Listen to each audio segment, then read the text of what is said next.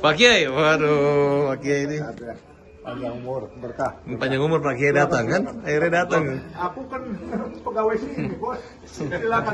Iya, staf khusus. Ini Pak Andi dulu nih. Mana? Ini toko bugis itu. Pak. Ini toko Kareba. Kareba ini. Andre ada nih. Mangga, silakan. Andre.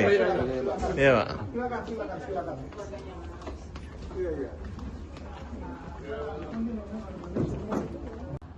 Dengan Kemensos ini Universitas Pertahanan. Tetanggaan kita sebenarnya Pak. Jadi Ya, saya ya. udah nggak asing lah untuk di lingkungan di sini. Oke, dikaitkan dengan persoalan ini, sebenarnya kita sadari bahwa negara berfungsi untuk melindungi warga negaranya, dan Agus adalah salah satu warga negaranya. Dalam kehidupan berbangsa bernegara, hukum memegang peran atau ditempatkan di tempat yang paling tinggi. Dan dalam konteks ini, kita kembalikan aja ke hukum, tempat yang paling tinggi. Dan dalam konteks ini, setelah saya mendengarkan podcast Densu, klarifikasi antara Nopi dan Agus, saya dengarkan secara seksama, saya menyimpulkan bahwasannya, memang walaupun harus dibuktikan juga di pengadilan ya, saya menyimpulkan bahwasannya secara hukum Nopi telah melakukan kesalahan. Even kalaupun misalnya dia punya legal standing, dia tetap tidak boleh mengambil dana dari rekening seorang secara paksa. Sejatinya secara sukarela. Namun di sini kan Agus kan sedang membutuhkan begitu. Dan ada lagi penekanan selanjutnya, yaitu setelah dana diambil, yang menjadi persoalan lagi di sini Pak, saya kaitkan dengan kemanusiaan atau hak asasi manusia. Hak asasi manusia Agus sejatinya bisa menggunakan dana itu, tapi karena ada perkara ini, sehingga itu menjadi mundur. Jadi dana itu di rekening yayasan nggak ngapa-ngapain, sementara di sisi yang lain Agus sedang butuh perobatan begitu. Nah ini menjadi kata kunci, jadi penekanan selain dari konteks hukumnya tadi Pak. Mungkin itu saja dari saya. Terima kasih. Iya, terima kasih. Ada lagi? Silakan. Tambahan Pak Menteri. Yasin. Assalamualaikum warahmatullahi wabarakatuh. Jadi Pak Menteri, saya mau menambahkan dan sedikit mengingatkan saja kalau hari Selasa kurang lebih 2 minggu yang lalu mediasi terakhir Pak Menteri, sebelumnya pengacara kawan dari pihak Nopi itu mengirimkan pengacara yang namanya Brian Pak Menteri sama Bu Dirjen ya. Kemudian pengacara mengirimkan draft kesepakatan. Oleh Pak Hatabas dan kawan-kawan, tidak ada satu huruf pun kita revisi Pak. Tidak ada. Bahkan pada saat itu kita tutup mata saja, memang nawaitunya adalah perdamaian.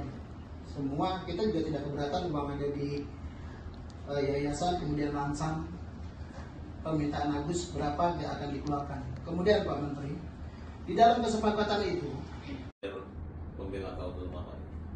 Jadi kalau nanti kaum lemah di departemen sosial ini banyak, nggak usah cari-cari yang mau dibayar, kita gratis membela. Kita kan lebih sosial daripada departemen sosial. Kemudian saya kenalkan di samping kirinya adalah Pak Agus Salim. Beliau adalah orang Aceh yang pada tanggal 1 September disiram matanya dengan air asam sulfat yang mengakibatkan buta total. Tertunda operasinya karena ini dia bisa melanjutkan operasinya Pak. Mohon doa restu untuk kendala daripada mata Agus ini hanya dia masih lihat cahaya, dia pengennya nggak dioperasi supaya cahayanya nggak hilang, karena operasinya bisa estetika aja Pak. Jadi estetika itu hanya ditutup tapi nggak kelihatan cahaya. Kalau nanti ada orang mempersoalkan, ya itu adalah hak mereka untuk mempersoalkan. Kalau orangnya nggak terima, kalau orangnya tidak mau, orangnya nggak rela uangnya digunakan untuk kepentingan lain, ya mereka tentu punya protes. Tapi untuk protes kan harus punya bukti.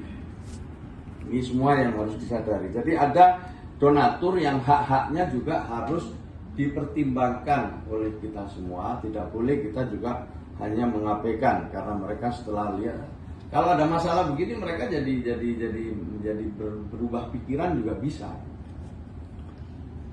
Kemudian dari kami Kemensos, Kementerian Sosial ini juga perlu menyampaikan ada undang-undang, ada aturan-aturan yang sebagian tadi sudah saya sampaikan. Mungkin kalau ada yang kurang nanti Ibu bisa nambahkan ya.